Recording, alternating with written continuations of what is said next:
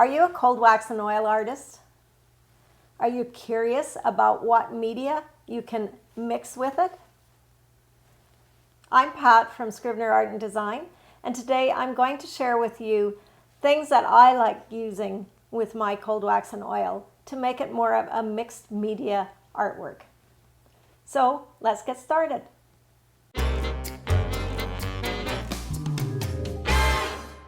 Okay, some things that are compatible that you can use is oil sticks or oil bars. So there are different brands of these as well, but this one is R&F's brand, and they come in all colors and they're super expensive. We can use this on top to add some color somewhere that, you know, if we want to keep working. You could add it before you start if you want to mess things up. You could also blend it in with your cold wax too, because this is like oil paint with some, you know, extra oil in it, or maybe some wax. I'm not sure the formula, but some are harder than others. R&F is the softest. Winsor Newton is nice. There's a Canadian brand called Kama. It's quite hard, but yeah, you just have to experiment. There's also Shiva ones. So the other thing we can do, hopefully there's enough contrast, we can use stencils, and you can use things like pan pastels. So this is a pastel in a pan if you haven't used these. So we can add texture and pattern. Turned out really nice. So that's another thing that you can use on it. You could use just chalk pastels. I got these at the thrift store. So happy to find them. So I guess I can't get much off there, but we could add some extra color in with some chalk pastel.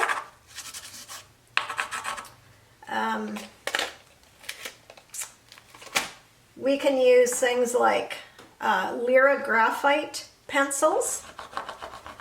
Now, the paint has to be dry, okay? It's not going to work on that painting I just did. It's got to be dry. So I can make marks and lines in with some graphite. I can use woody stabilos. So they come in all colors. They work great because they're like a wax crayon. We can use, this is a pastel chalk pencil. It doesn't do much at all, does it? China markers work great. So here I have a green one. It's kind of an ugly green. Anyway, these are little wax crayons that I also got at the thrift store, and they don't come with a wrapper or anything. They were made in Germany, and there's not enough contrast with that, but they work as well. So I think just plain ordinary wax crayons would work as well on the surface. Charcoal, graphite pencils. So this is a Derwent graphite pencil, so you can get marks in it that way.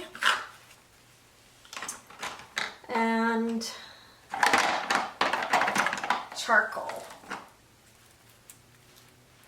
You can add charcoal. These Marabou crayons work really well. They're like lipstick in a pen form, so they're really buttery and they spread, so they're kind of waxy. So they're compatible. We can also use dry pigment. So this is a dry pigment powder. We can mix that with some cold wax, and what you want to do is put your palette knife in the wax so that you've got wax on it, and now dip that into the powder so it doesn't fly all over the place on you. And it's flying all over the place on me anyway, but not in my face. Okay, so now I'm going to put wax with that. So you can use graphite powder as well, any kind of pigments. They can be the inexpensive Pearl-X pigments.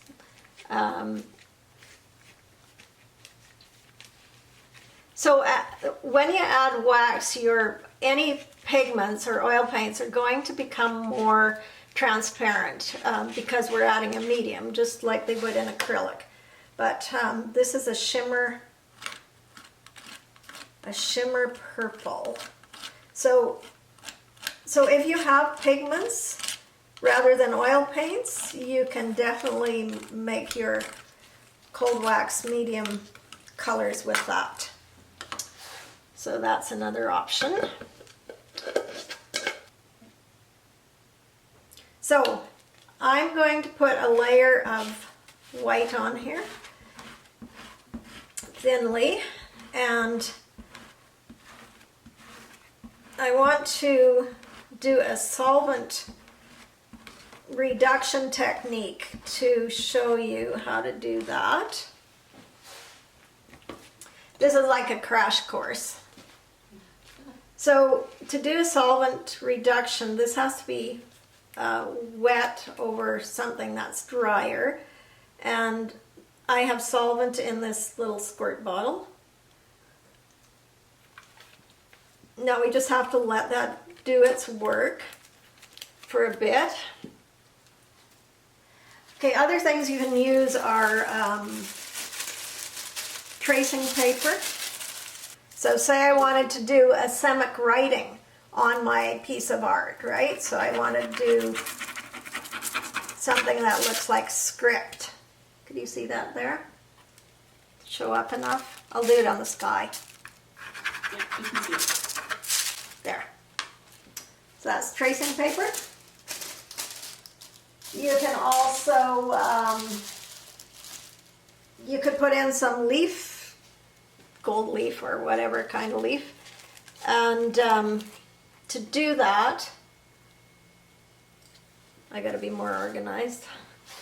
We need a little bit of cold wax. So you can't use leaf, gold leaf like you would in a acrylic painting. You actually use wax as your glue.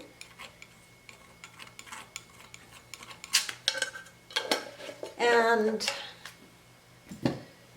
just take a little bit of this.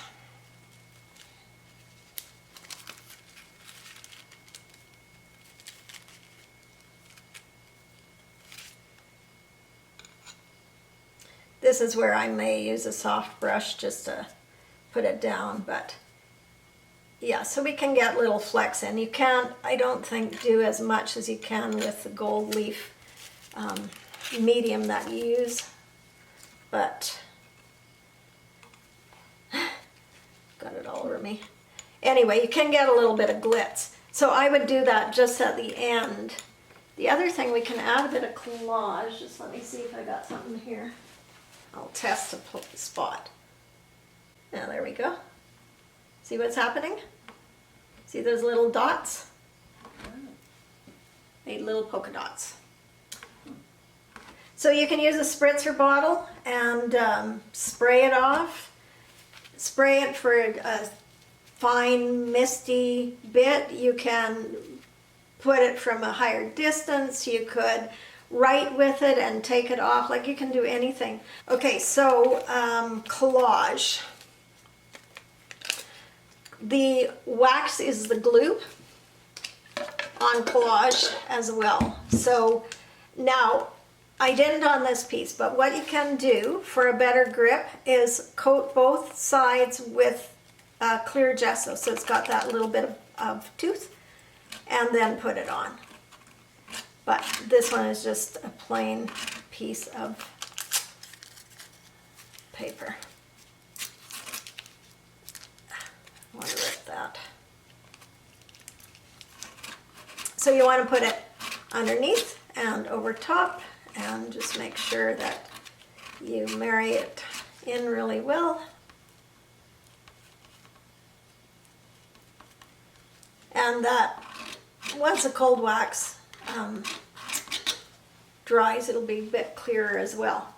So those are a few other things you can do aside from when it's a dry surface now. We can also gouge back in. So say I wanted to come back into this surface. I can scratch some shapes into, this is a pottery tool, it works excellent. So I could scratch back into my previous layers. And I can also use this loop pottery tool, and I've already done it on this painting at some other point in time. Let's see if there's a place I can get some off. Not really. Here we go. So this is hard work. So it's kind of like, I don't know if any of you use a sander on your acrylic paintings, but I use an orbital sander sometimes and sand back. So this is similar. We are excavating previous layers. So it has to be dry paint, and there has to be quite a bit built up, and it really works well if there's a contrast between your colors. So we can really scrape a lot of this. There we go. I'm getting some good back to the beginning here. So that's another thing you can do. And there's more. I mean, sometimes I can't think of everything until I'm actually doing it, and then something comes to my mind. But you can start with an acrylic underpainting. You could start with collage. You can start with a textured painting using plaster or Venetian plaster.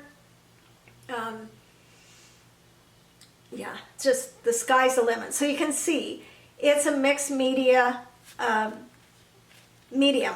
It allows you to do so many things and use so many things with it, and you can experiment a lot and just have a lot of fun.